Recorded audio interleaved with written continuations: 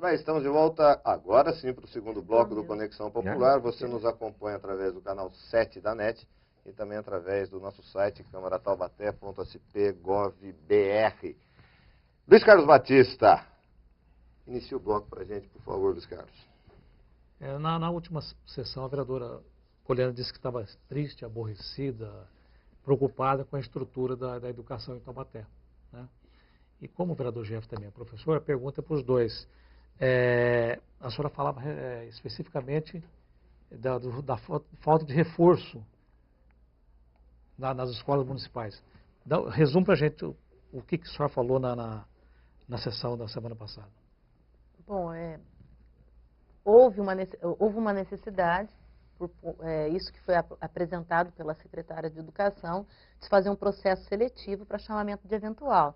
Porque havia algumas reclamações que, numa linguagem mais facilitada, né, de panelas em algumas localidades do município, que acabavam que essas pessoas sempre sendo eventual naquela determinada escola. E houve questionamento por parte da Justiça, no sentido de que, opa, mas espera lá, um eventual aqui, eventuando já há 2, 3 anos consecutivos. Por conta desses apontamentos, foi sugerido, então, se fazer um processo seletivo. O problema do processo seletivo é que, como ele teve o caráter eliminatório e não classificatório, a orientação foi de que, com a lista dos aprovados, qualquer falta de professor, você chamar um professor para substituir, ou seja, um professor eventual, você teria que seguir a lista. Agora, você imagina aí mais de 100 escolas no município, tendo uma única lista, que pode ter lá mais de 300 nomes de professor, mas imagina aquele diretor, está faltando, digamos que está faltando professor em 40 escolas. 40 escolas no período da manhã, naquele exato momento, estão tentando ligar, seguindo a lista, para ver se consegue um professor para ministrar a aula. Boa parte desses professores da lista já estavam com licenças. E aí, resultado, inviabilizou a chamada de professores.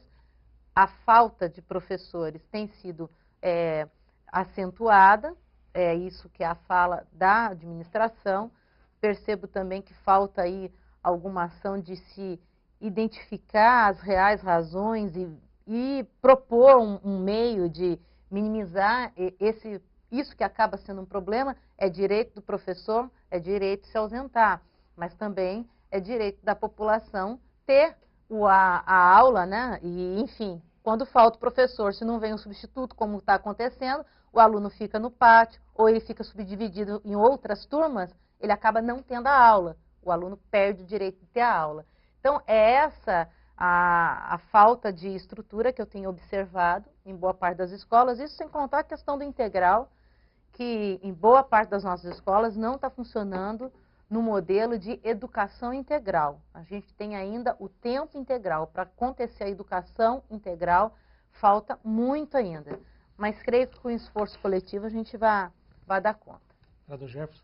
Então, realmente... Depois, em cima dessa resposta dos dois, eu vou fazer uma outra pergunta, viu, Miguel? Perfeito. A respeito... Essa questão do eventual, eu sou efetivo no Estado. O Estado é muito avançado nessas questões. Você poderia deixar como o Estado faz. Por exemplo, quando era eventual na escola, perto da minha casa, eu tinha meu cadastro lá e a secretária chamava. Tranquilo. E você tinha uma lista lá chamada eventual. Então criou-se essa prova seletiva aí, né? E aí você cria um grupo lá, mas não é suficiente para suprir a demanda. Então eu entendo que tem que mudar isso aí.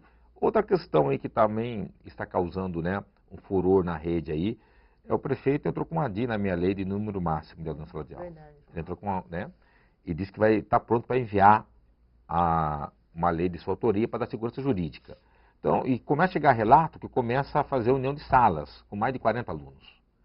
Então eu vou ligar para a Edna Chamon, quero ter um posicionamento nesse sentido, porque quando eu estou acompanhando isso aí desde o mandato passado, segundo ela, faltava apenas 8 escolas chegar no que estabelece a lei. Agora, não é concebível, não é aceitável você ter denúncias nesse sentido, de que estão unindo salas e salas com mais de 40 alunos. Isso depõe contra a qualidade de ensino, isso depõe contra a saúde do professor. Né? Se hoje está faltando muitos professores, tem que fazer o levantamento da questão, o porquê. A minha pergunta, então, segunda era nesse sentido. A vereadora Poliana disse perguntou por que a secretária então não faz uma pesquisa para saber por que tem tanta... Tem que levantar falta. o que está acontecendo. Vocês dois, como professores, devem ter identificado o porquê, alguns porquês. Olha, eu tenho duas leis aprovadas que, no que se refere à questão da saúde do professor.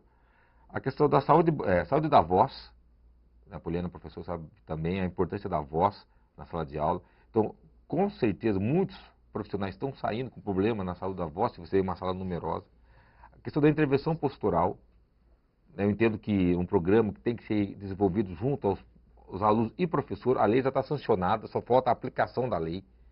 No governo do Peixoto, a saúde da voz estava sendo aplicada, depois na atual administração isso foi cancelado, disse que vai voltar. Então isso tem que voltar.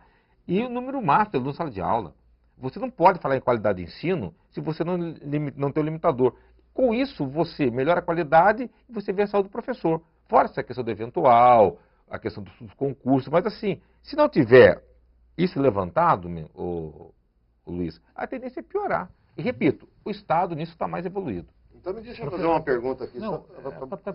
Professora Poliana, tua opinião. Além de tudo que falou que se concorda, se identifica mais alguma coisa? Olha, a questão dos professores, o que eles nos trazem? Tem tido uma cobrança muito acentuada por parte da administração, mas até hoje, qual é o estímulo desse professor? O risco de agrupamentos de sala de aula, sendo que realmente foi uma conquista, né? A gente ter já uma proposta de regulamentar número de sala de aula, até para dar mais segurança para o professor em termos de turma. Se a gente olhar o censo educacional, a gente percebe que a média de alunos em sala de aula de Taubaté, ela está dentro do que a gente entende como ideal, próximo do ideal. Mas o problema é que ainda não é uma realidade em todas as escolas. Agora, de você ter, por exemplo, tomando essa informação, a gente não tem aqui a oficial, 8 escolas que estariam com o número acima. É o requerimento que respondeu para mim. O requerimento, então, oficial. 8 escolas acima do que tinha na lei, estabelecia a lei. E agora, voltar para ter uma maior parte, isso é um retrocesso, né? Uma maior parte de escolas já com esse número acima do ideal, é um retrocesso.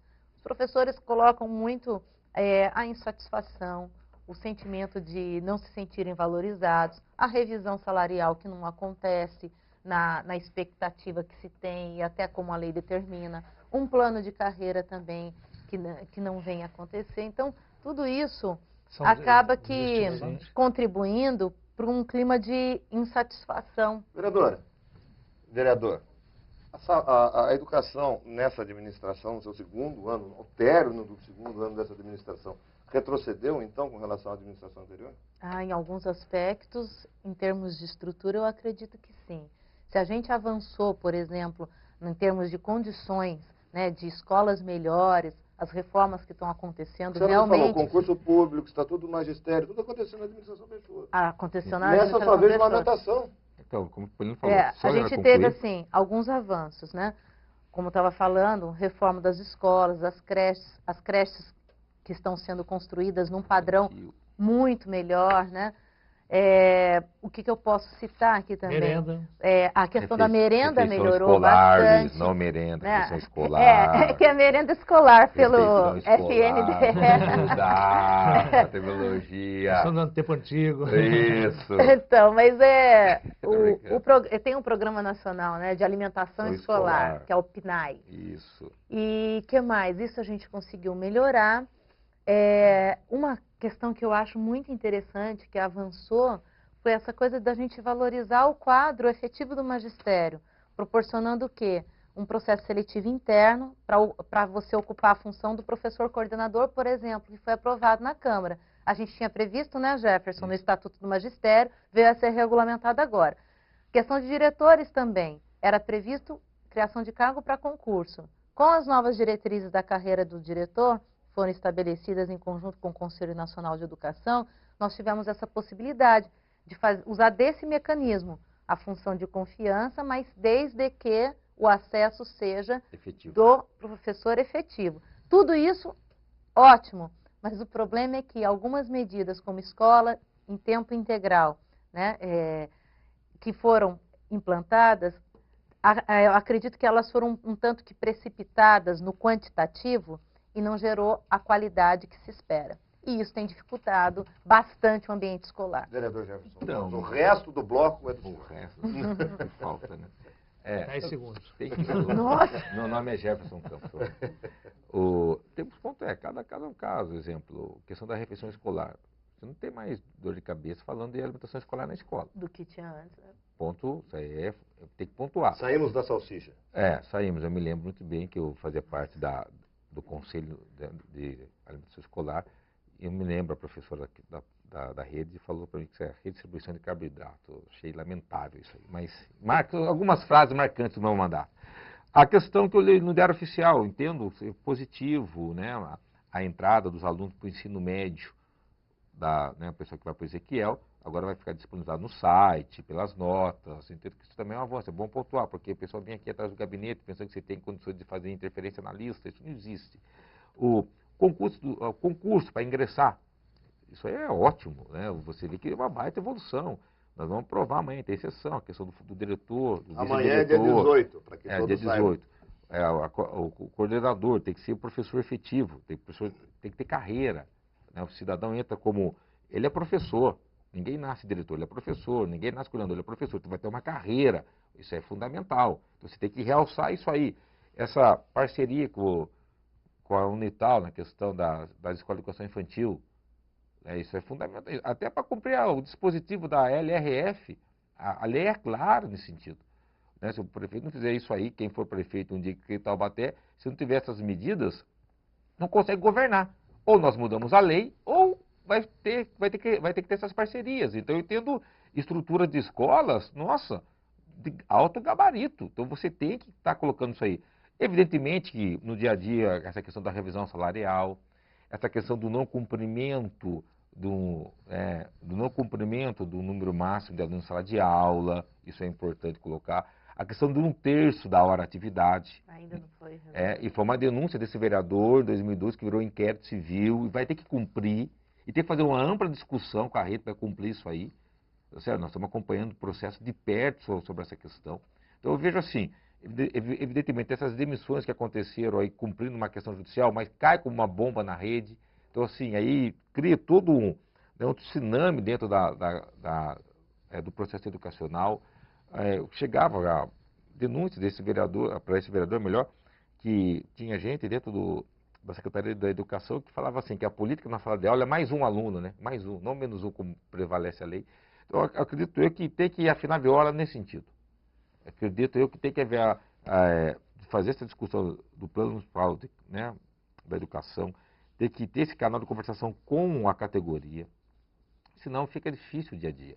Mas é você avaliar, por exemplo. Então, questão de concurso, questão de plano de carreira, né, acho que o caminho é esse mesmo. O caminho é esse mesmo. Como nós falamos na última sessão, nós vamos embora, então tem data de validade. Meu mandato acaba em 2016, apoiando também. A gente não sabe o que vai acontecer na nossa vida política. Um servidor que entra hoje tem que ter uma carreira a seguir. Essa que é a discussão. Essa que é a discussão.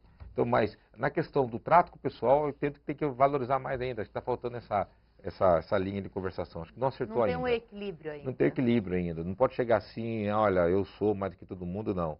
Tem que fazer um canal, tem que fazer uma conversação, tem que ouvir outras partes, entendeu? Tem que ver onde vai dar para caminhar. Eu acho que está faltando isso para o governo. Muito bem, encerrando o segundo bloco do Conexão Popular, nós voltamos na sequência aqui com a vereadora Poliana Gama e o vereador Jefferson Campos. Até já.